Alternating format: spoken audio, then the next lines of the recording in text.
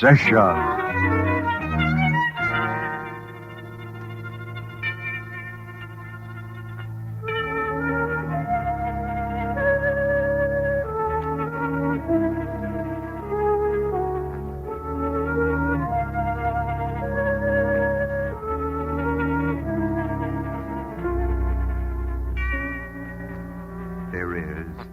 Said, but a thin line demarking the sane from the insane, a line over which many stumble while groping from the ever-elusive shadows of a mad obsession. Fears, hates, jealousies, loves, these are all kindred things of human emotion, as we are about to prove in this story starring Philip Terry, the story of a man who crossed the line from whence there is no returning, in his mad flight to escape the horrors of his own obsession.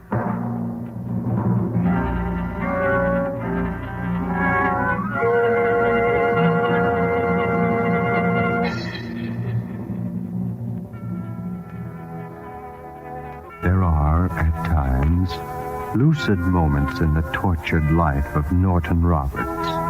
Times when the brilliant glare of reality stabs through the haze of his mist-enveloped mind. And during these times, he has but one desire, to repeat over and over again with a terrible urgency the ironic story of a retribution that destroyed him and everything he possessed. The story of a nameless terror from which there was no escape.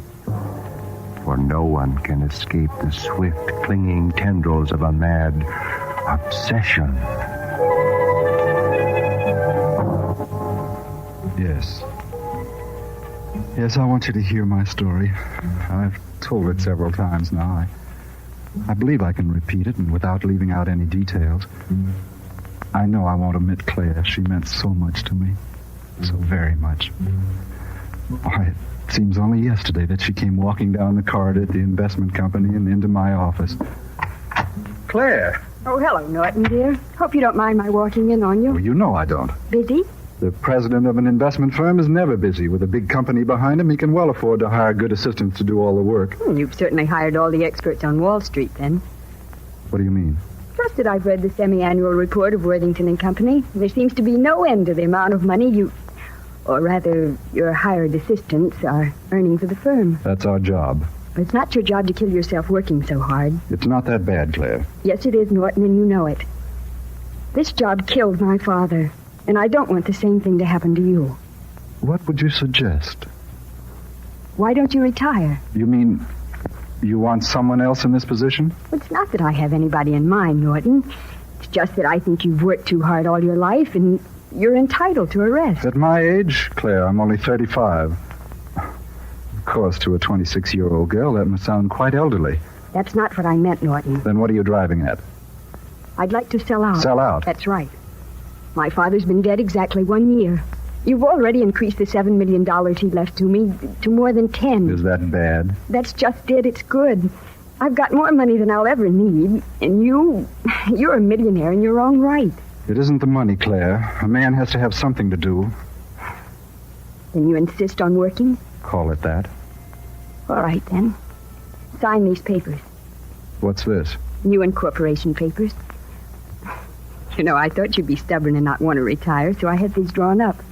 Just put your name on the dotted line, and then the firm of Worthington and Company becomes Worthington and Roberts. Oh. But, Claire... No buts about it, Norton. As long as you're going to run this business, then by everything that's right, you should be a full-fledged partner. So,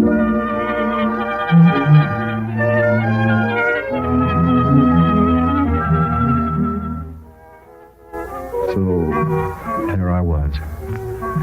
Not just a figurehead of one of the oldest investment houses in America, but an active partner. That meant I had prestige, power, everything. That is, nearly everything I wanted. That night, celebrating the merger of Worthington and Roberts, Claire joined me at my penthouse. After dinner, we stood on the terrace looking out over the city. I never knew that New York could be so... Well, finish it. So empty. Oh, Norton, you're teasing. Look at the city. The lights, the people, the traffic.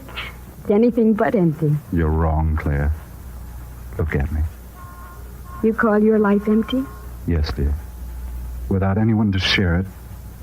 Without you to share it. But Norton... Claire, you must have known. Yes, I've known. For a very long time. But... But what? Well, I feel so differently toward you. Like a brother. Is that why you were so interested in my welfare? Oh, it's more than that, Norton. I wish I could explain my feelings. Is there someone else? Oh, I see. I should have known. Oh, I'm sorry. I didn't want to hurt you, not for the world. But for the longest time, I didn't know which one I loved most. Then that makes our merger purely a business one. Yes, Norton, I'm afraid so. When it comes to the heart, you are second choice.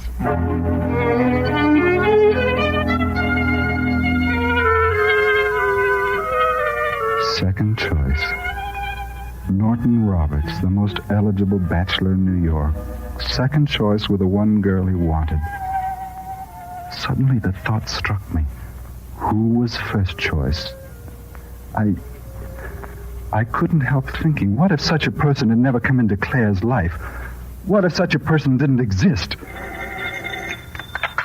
Yes? Hello, Claire? Oh, hello, Norton. I called you to say goodbye. Goodbye. I'm going on a vacation. Oh. Well, it was your idea. You said I was working too hard. Well, where are you going? Hunting in Montana for 1 whole month. Will you ride? Not a chance. I'm going off with a guide away from civilization. But how can I get in touch with you if anything important comes up? Oh, don't worry. Nothing will come up. I've attended to everything. Change will do me good. But, Norton, won't I see you tomorrow? I'm afraid not, Claire. I'm leaving tonight.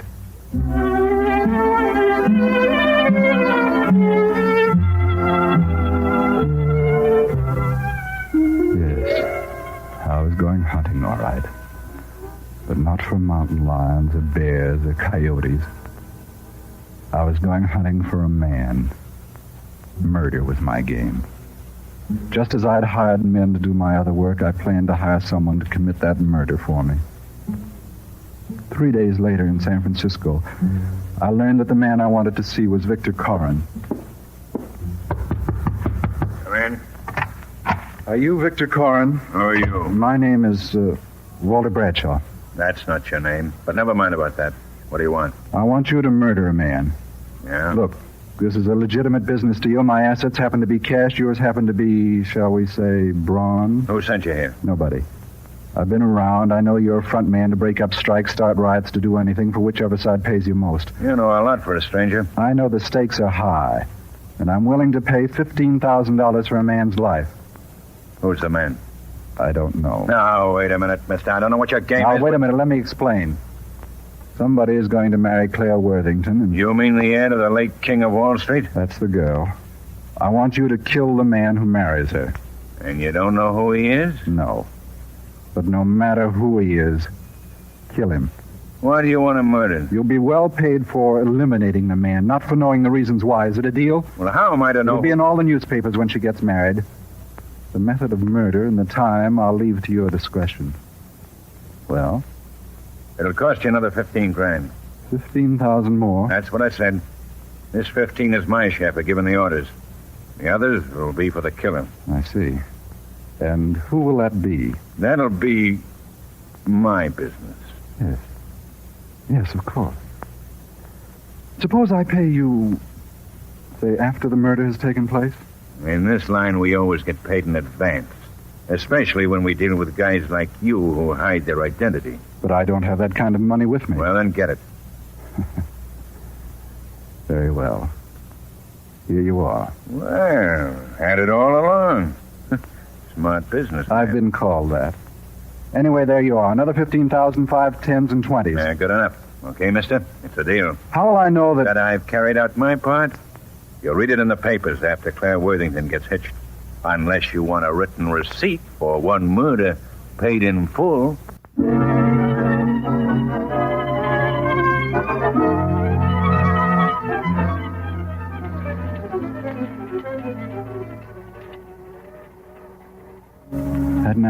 the train.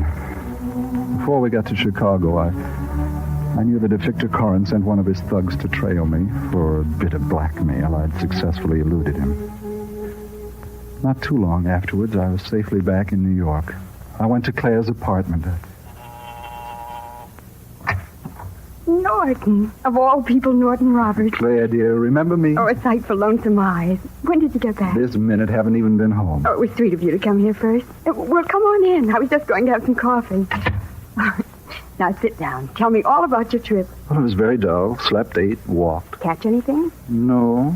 Set a few traps. That was about all. Oh, you're too chicken-hearted to kill a rabbit. You can't fool me. It was a good change of scene, anyway. You know, I'm glad you went away, Norton.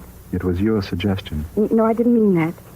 I'm glad you went away because it made me realize how much I depend on you. Oh, don't be silly, Claire. Anybody could carry on the business. I'm not talking about the business. I'm talking about me. Claire. It's the truth, Norton. I knew after you left how much you meant to me and how much I loved you. But this other fellow, the one who was first choice. There never was another fella. I just had to be sure, that's all. You're first choice, Norton, if you still want me. But, darling, of course I want you more than anything or anyone in the world. Well, then let's not wait. But, dear, we can't jump into this. Well, why not? Are you trying to stall Oh, me? don't talk that way, Claire. You know I want to marry you, only right now. Oh, what can possibly stand in our way? I've got to go to San Francisco on business. Is it so important that it can't wait until we get married? Yes, it's very important. It can't wait. I've got to dash off to San Francisco. I'll fly there tomorrow morning. We go together, Norton. No, we can't do that. Darling, you can't put me off. What do you say? Do we get married in the morning and go to San Francisco together, or... Very well, Claire. We'll get married in the morning.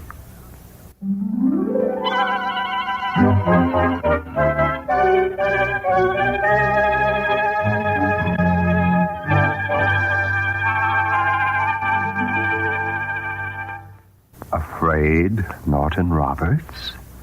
The man Claire marries is to be murdered. Remember? Murdered for a price. The price you paid. And tomorrow, the headlines in San Francisco will put the finger on the man you wanted dead. Think fast, Norton Roberts, and outwit, if you can, the clever scheming of your own obsession. In just a moment, we return to our story.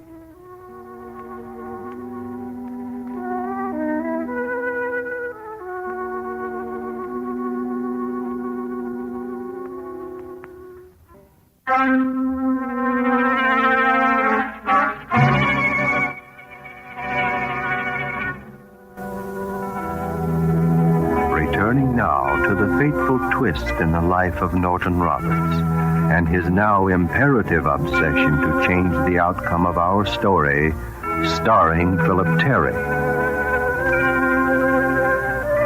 It is the rightful privilege of a woman to change her mind. But in so doing, she oftentimes causes the undoing of the best-laid skeins of plans and schemes, and sometimes the undoing of the schemer himself. It was a grim bargain Norton Roberts made, a bargain with death itself. And in his mind, the panic grows and builds, becomes insurmountable. He must live, he must escape. Life, his life, must be bought back at any price. Living now is his only obsession. Yes, my bargain in murder had taken an ironic twist. You see, I'd arranged for the murder of the man who was going to marry Claire Worthington, never dreaming that Claire would change her mind at the last minute and marry me. Now, combining a honeymoon with what Claire thought was business, I had to hurry back to San Francisco to try to change the pattern of my design for murder. It wasn't easy making explanations to Claire when I dropped her at the hotel, but I managed it, and then I told the cab driver to take me to a waterfront address. That's it, over there, driver, on the other side of the street. This the place, mister? Across the street, I said. Well, if you take my advice, you'll stay away from that joint. It's being watched. By whom? With the cops. They're hot after the killer. Somebody murdered? Somebody murdered, he asked me. Victor Corin was bumped off this morning. Victor Corin? Yeah, and they got away with $15,000 that he was carrying. Do they know who did it? Yeah, the cops don't, but the grapevine has it that it was one of his own men pulling a double cross. You better stay clear of that joint, sir. There may be fireworks. Back to the hotel? Yes.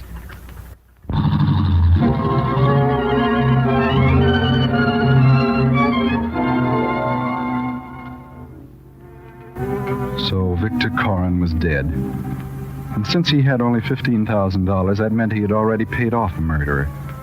The murderer who was after me. Somebody was going to kill me. Somebody, it could be anybody, like the taxi. Yes. Yes, it could be the taxi driver. Why are you stopping here? The traffic light. In San Francisco, the red light means stop. Oh. Boy, give me a morning paper.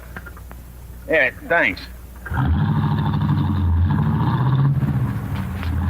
That taxi driver. He knew too much about Corin and the money. He didn't want me to go up there. How do I know Victor Corin was murdered? How do I know that the taxi driver wasn't plotting against me? I watched him closely, and then I noticed through the rearview mirror that he was looking at me. But I was ready for him. Yes, I was ready when he suddenly half-turned and said... Say, you're Norton Roberts, aren't you? No, no! Hey, look out! Don't jump, don't!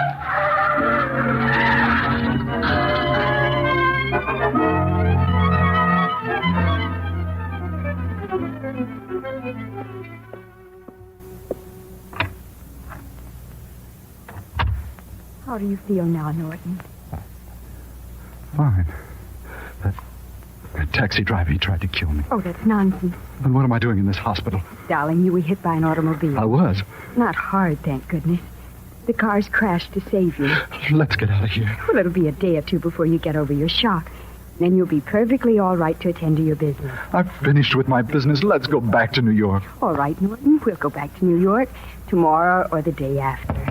Who's that? Well, take it easy, darling. It's probably the doctor or nurse. I'll see. Good morning, ma'am. Oh, hello, driver. Won't you come in? Thanks. How do you feel this morning, Mr. Roberts? How did you know I was Norton Roberts? Well, your picture. It was in the front page of the morning paper. Oh, I was afraid of that. And the next time somebody recognizes you, you don't have to jump. Yeah, especially out of moving taxis. It's bad business. Is your car wrecked? Yes, ma'am. The other driver really smacked it up trying to keep from running over Mr. Roberts. Well, we'll handle the expenses, of course. You don't have to worry. Oh, gee, thank you, ma'am. You can drive me to the hotel, and I'll give you a check. Darling, now you just rest comfortably, and I'll be right back. Oh, you can't leave me here alone. The hospital is well staffed with doctors and nurses. Where are you going? To arrange for our trip back to New York. Claire. What is it? Will you charter a private plane for just the two of us? Yes, Norton. I'll charter a private plane.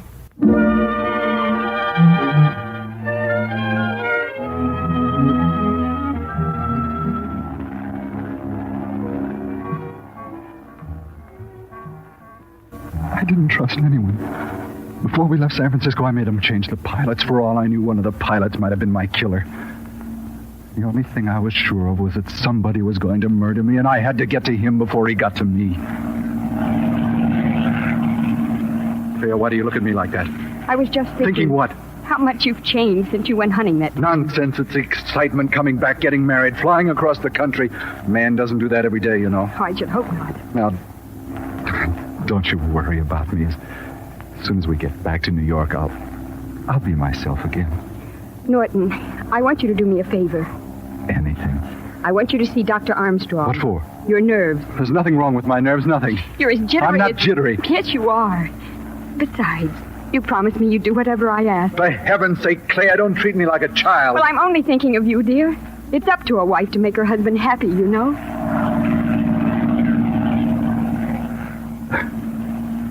That was a fine one. She only wanted to make her husband happy. If I hadn't married her, I'd have been all right. Perfectly all right.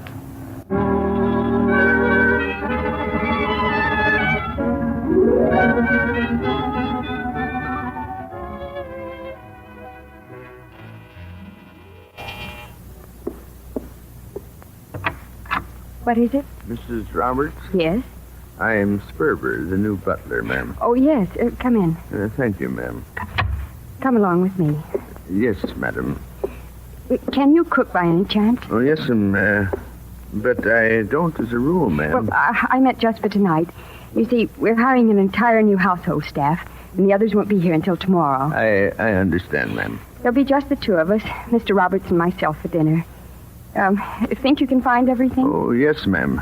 Just leave everything to me.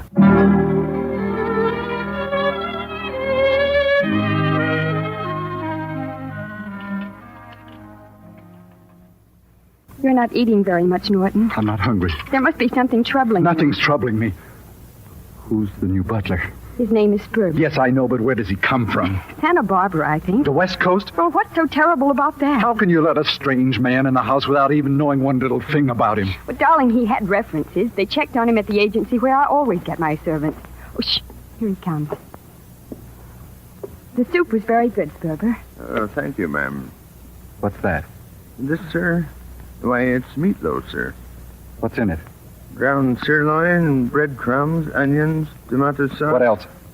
Well, just salt and pepper, sir. Poison? Norton. I don't understand, sir. Very simple. I ask you a question. Is there any poison in that meatloaf? No, sir, of course there isn't. Then eat some of it. Well, begging your pardon, sir, I've already had my dinner. You see, you're afraid to taste it. Then it is poison. Oh, Norton, please. Answer me. It is poison, isn't it? I was wrong about that butler. But I couldn't take any chances, not with him or any of the other servants. It was the same way at the office. When my secretary left me, I interviewed a dozen girls before I hired one I could trust. Because my killer could be a woman. That's the way it was with me for days, weeks, months. I didn't know what to do until I saw him. A man trailing me. In the morning, when I got into my limousine, he was lounging nonchalantly across the street.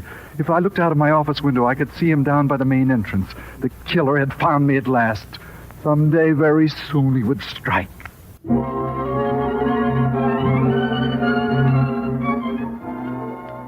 I had to get away anywhere. I took all the cash I could find in the safe, walked out of the office in the middle of the day. I went down the back stairs, didn't use the elevator, came out on the street at the rear of the building, and there I yelled for a cab. Taxi! Taxi! Look, I want you to take me to... Oh, you have a passenger. It's okay. I don't mind sharing the cab. Get in. No, I know who you are. Get in. I'll drop you off. Where do you want to go? To Wall Street. But you just came from there. How do you know? I know a lot about you, Mr. Roberts. Then you know that I'm married to Claire Worthington. I should. Look, I'll give you money. 50,000, 100,000. Here, I have a lot of cash. There's more. If you'll leave me alone. But, Mr. Roberts, I'm not trying to do... Leave me alone, do you hear? Leave me alone. Mr. Roberts. Leave me alone. Don't kill me. Don't kill me. Don't kill me. No.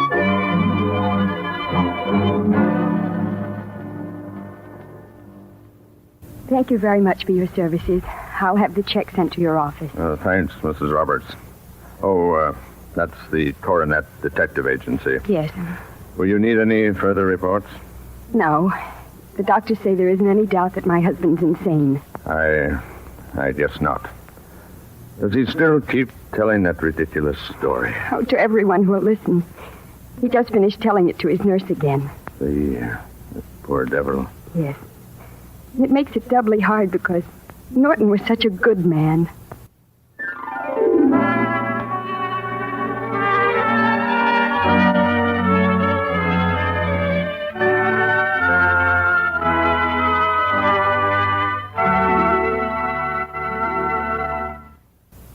Such a good man, Claire? Perhaps. But the punishment fits the crime as it always must. The escape was made, but into a shadowy realm from which there is no further escape. A realm created from his own device, the tortured labyrinth of a mad obsession. In just a moment, I'll be back with a preview of next week's story.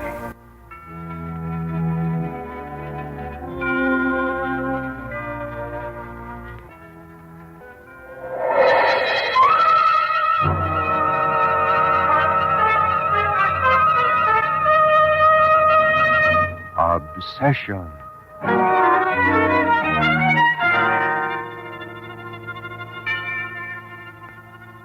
Tonight's story, starring Philip Terry, was produced and transcribed by C.P. McGregor in Hollywood.